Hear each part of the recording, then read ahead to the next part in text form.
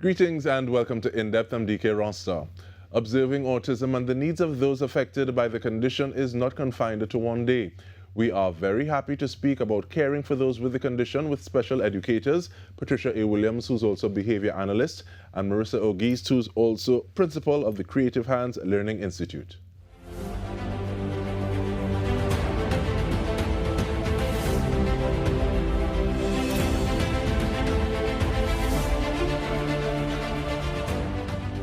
Thank you very much for making the time, ladies. And I want to start with you, please, Ms. Williams, in terms of giving us an idea, what are some of the things that happen during the month? Because I know sometimes we think of just that month, just that day, but as opposed to Autism Awareness Day, what happens during the month a little bit? Evening, and thanks for this opportunity. I can't speak too much on what has happened in Trinidad. I know I was on the United Nations website, and their theme is striving and thriving. So instead of surviving, they want the kids who have autism to strive and thrive. And I think we continue with that theme in the conversation, but we've spoken already, but Ms. Ogiste, we have not. Yeah. So give us a little idea about Creative Hands Learning Institute, thanks. Okay, so Creative Hands Learning Institute is currently a daycare, preschool, going into special education and progressing into primary, right? We are about inclusion. We will notice that there are a lot of children who are out there on the spectrum, and the normal preschool environment does not suit them well. So what happened is we've created a space. We say takiwatanga is a Maori word, which means for them to thrive and develop in their own space and in their own time. So we have it set up in a way whereby the children could engage with each other, they could develop with each other, they could grow with each other, and don't have to be fighting up to be like them. They could be themselves and grow and develop in a good way. And how important is that aspect of time? And I'll ask both of you, let me bring you in, please, Ms. Patricia, because sometimes people talk, yes, we understand this space, but it feels as though sometimes you say, oh, this person, you're this age, but you're supposed to know this by now. Why are you not doing this? You're supposed to be more responsible. You're supposed to have these behavioral characteristics. How important is that item or the consideration of time? I think that, as Ms. Ogiste rightly said, kids are going to need a space to develop with their own time. And as adults, we take time to do things as well. So with our kids with special needs, not only with kids with autism, we try to explain to parents when they say to us, how long will it take, how many hours of therapy, how long am I going to be here? It depends on the child. The child determines the timing of their growth. There's no rushing them, no pushing them. And as a matter of fact, what I really love about working with kids with autism, they have to give you a passport to enter their world. Okay? You can't force your way in. You can't demand that they listen to you. They exist in a world and only they can allow you in, and they decide their timing. And that description is beautiful, because I've done a little bit of work with children with special needs, and I found the similar. So is that when you were in the high school? No, this is when I was in Jamaica. But in terms of like that, getting that mantle of Uncle Dike and getting that pass, that access, I think it was so important. But on what you were nodding plenty, Ms. Ogiste. What is your experience of working with? I totally agree with what she's saying, because they come in, and because they're coming and they're not accustomed to you, they don't know you, they will be a little distant. And you have to now win their trust. You now have to now win their affection, if you will have it that way also.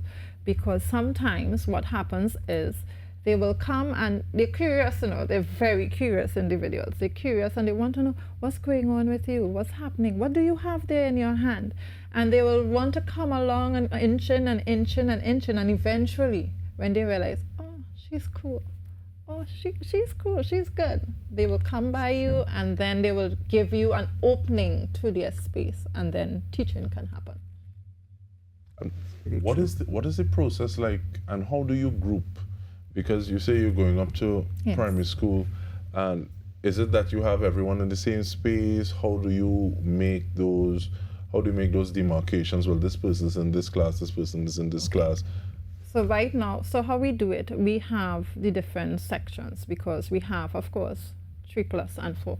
4+ normally goes off into primary school at the end of the 4+ session, because these children develop at a slower rate. Some of them are really quicker at it, right? They now fit in whatever section they could fit in, because of the means of having them inclusive in the setting. They now sit, as I said, they are the ability of the 3+ level, colors, letters, getting their fine motor going and stuff like that. We put them there. They could do the reading, they could do the writing, we put them in the 4+ class, right? So the interest of taking it into primary now gives them the opportunity, 1, to stay in a safe environment, 2, to stay in an environment where the teachers know them, so therefore they will thrive. And we now take the curriculum that the ministry has set, and we have some of our ways we do, and take them and push them now into the space whereby they can be equipped to live a life outside of a preschool environment. And one, I feel like we're preaching to the converted, because I'm seeing some nods and some going on. We're going to take a short break. When we come back, I want us to, there were 2 things that you touched on, Ms. Ogiste, a little earlier in the conversation, actually knowing or diagnosing that individuals are on the spectrum, and then 2, the importance of that familiarity while you're starting the primary school. So we those are the 2 topics that I want us to start on when we return from this break. Stay with us. We are looking at how we support our individuals with autism. We come back after this.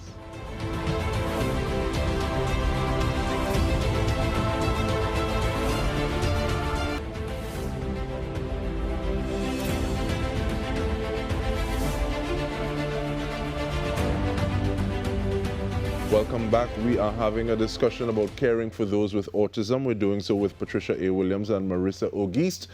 And ladies, one of the things I want to ask, because a little bit again, you're starting to finish each other's sentences and stuff, but in terms of the fact that you have your individual professional pursuits, how easy is it, or how beneficial is it to work together? So you're 2 professionals who deal with 1 child and the parents of that person, but coming together to do work for the betterment of the individual and the family dealing with autism. How important is that, Ms. Williams? It's interesting that you would bring that up, because Ms. Ogiste and I were talking about that right before we stepped in. We actually have 1 child in common. She comes to me for therapy, and she goes to Ms. Ogiste's school. So the way it works is that I reach out to her to send reports or to tell her, maybe watch out for this, or we're doing this in therapy. Or she would call me to say, Mrs. Williams, so-and-so is happening with the behavior. You want to share about that? Because you had just, Yeah, so recently I encountered a session with the child, and what happened was some adverse behavior happened. Right? And I was questioning myself in the sense of, what am I doing wrong? Because everything that I was doing worked up to this point. So I contacted Mrs. Williams and asked her, okay, can you please tell me what am I doing wrong? Because I want the child to be secure. I want the child, as we say, to thrive and to do well. So in calling her, she gave me some strategies which I noticed I was doing. And we worked together to get her to a position whereby she was able to now settle back into the environment. right. So yes, it's very important, once you're working with children who are on the spectrum, to be engaged with the paraprofessionals, to be engaged with those who work with the child. And that makes me want to ask about the importance, the significance of being humble enough to say, okay, what I'm doing, I think there may be some tweaking that's necessary. Is there anything else that I can do to what is already happening? Because sometimes when we think we're in a position, we think even though we may not know as much, we still need to have an air about us. We need to portray being the font of all wisdom and knowledge. But in terms of like that the significance of being able to ask. Yes, I want to speak to that, if you don't mind. Please. Okay, so what we found is that a collaborative team works best, and it does not negate my knowledge or experience. It adds to it, and it doesn't negate her knowledge or experience. And also, part of our team, a strong part of our team, is the parent. We kind of let the parent be the heartbeat and tell us what it is they are looking for in their child. Sometimes we come up with these multitude of goals, and then you say to the parent, oh, we're going to work on the reading, and we're going to work on the math, and we have a list. And then the parent says, the child isn't potty trained, and I'm cleaning up after them. Please work on the potty training. So truth be told, I think paraprofessionals are better for the collaboration, and no matter who brings the knowledge, if we lean on each other, lean into what the parent wants, we get a better product. It's advantageous. And one of the things that we really want to encourage parents to do is to try and form a collaborative team. Putting us, the therapist or the teacher or the developmental doctor or the psychologist or even the child development worker, right, if you're in child services, in touch with each other. And this is where the onus does fall on the parent, though, because the parent is the one who picks up the phone and says, can we have a meeting, and brings all the professionals together. It's not something that happens in the system naturally. And so it is, but when the parent does bring the team together, she can now step away and be a parent. Yes. Does that make sense? They need to be parents. They need to be the comfort. They don't need to be the therapist. They don't need to be the developmental officer. They don't need to be the teacher. They just need to be parents. And this is why a team also is beneficial for that very reason. But what y'all are saying sounds so bright and positive and golden, but there are very few things in this life that are 100% positive. Are there any drawbacks or challenges or things to be aware of when trying to build your team to have this collaboration dealing with an individual who has autism? Yes, there are some drawbacks in the sense of we have parents who, we call it buffet style, searching around for different stuff. So they will come to me and I might say, okay, the child needs X, Y, and Z, and this is what I'm offering. And okay, I think I could get that down the road a little different. And they will go again, and they will go again. So what happens is the child will start with me, starts to go, and then go to someone else, and then has to do the whole process all over again and whatnot. And the same thing happens with, I believe, with therapists. Right? Absolutely. The same thing happens, I believe, with absolutely, absolutely.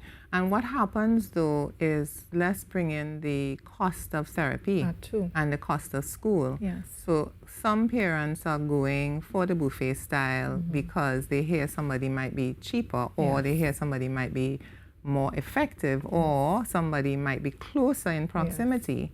So giving parents the benefit of the doubt, we understand why they choose to take a bit here and take a bit there, but in the long term, no one person really knows or has some progress as a chart as for what the child has done, what therapist the child has seen. And then in order for them to access support from the government, they need to produce certain documents. They need to get those reports from the teachers. They need to get that psychoeducational report. So it makes sense to settle down with one therapist, one psychologist, or one developmental pediatrician if they can. But we do understand the need. Part of it is anxiety too, because one of the things we experience, I don't know, once the child starts to make progress, we don't see them. 3 months and they start saying words, and the parents see that the words are coming, they don't need us anymore. So, you know, that's another drawback. And that reminds me of something that I wanted to start this with. I'm very happy the way the conversation is going, but diagnosing, or how early, or does someone take their loved one, a person in their charge, to, if they suspect I wonder if everything is the way that it's supposed to be with my child. I wonder. And this is even because, to me, that term on the spectrum is not necessarily the oldest term. How do people, or when do people, what are some of the things you're looking at to say, I think I need to get my child checked to see whether or not there's a diagnosis that we need to now move to address? You want to take that? Yes, no problem. So first thing, I want to kind of add something to what you just said there. There are signs that one will see that will tell the parent, the child, something is off. Something developmentally is off, right? What I have encountered, because I can speak from my point of view, what I've encountered is that we have a lot of parents who are observing things not going the way it's supposed to do with children and not taking them to be assessed, right? And what happens is, because you waited longer, the treatment was not done for the child to progress the way the child is supposed to progress, right? So when you have professionals, as you will have it, encounter the child or say, okay, the child is spinning. That's one of the things that the child is. The child is spinning, the child is tiptoeing, is only walking on his toes. There is no speech, there's no language coming out, even though we know we have children that are speak later, right? But there's no speech coming out. You're seeing aggression happening, a lot of aggression happening in terms of hitting themselves or hitting the parent as it is. You will need to say, okay, fine, something is happening here. One of the places I know that you could talk, persons that I know you could talk to is at the health center. You let them know at this health center, okay, this is what I'm observing with my child. And they will then recommend you to mount up. Now, what Student Services Support told me that I could do is that if I have observed any student with those behaviors leading down the line of the autism spectrum, the school can now write a letter to Mounto so that they could get assessed, because they will need to be assessed. Someone cannot work with someone unless they know what they're dealing with, right? So they need to be assessed. So I have children who are 3 years, sometimes because of the fact that my mom used to do this early as 2 years. Sometimes I will see it and say, okay, we need to watch that one, right? We need to look at him and observe the person very well, so that we'll see, is the child meeting the developmental marks? 1. 2, is the child doing something in excess to the point whereby it's questioning you in terms of, are you supposed to really be doing this? So we call those repetitive behaviors. Right? Are we doing those things? So you could tell early on, and intervention early on is the best thing to do for the child. At the end of the day, these children are not going to stay children. They are going to be adults. And we have to make sure that we give them an advantage, even though they may not be a typical child. Okay, and you make that point that you were being led to. We have about 30 seconds, Ms. Williams. Or just that one developmental gap does not equal autism. True. But 3, where you have social skills delay, the child is in their own world, they don't say hi, they don't make eye contact, you have the repetitive behaviors, and then you have the speech delay or the communication barriers. So when you have several things like that, and a child who lines things up, and that's all that the child does, doesn't mean that your child is autistic. True. So we have to True. tick at least 3 boxes and I agree, 2 years old. I wish I have some children. I wish they would line things up and me too. So I am vexed about it at all. But thank you very much, Patricia Williams, Marisa Ogiste, and we want to thank you looking at us here on a TTT. This has been In Depth with me, Dike Rostant. Thank you so much for joining us.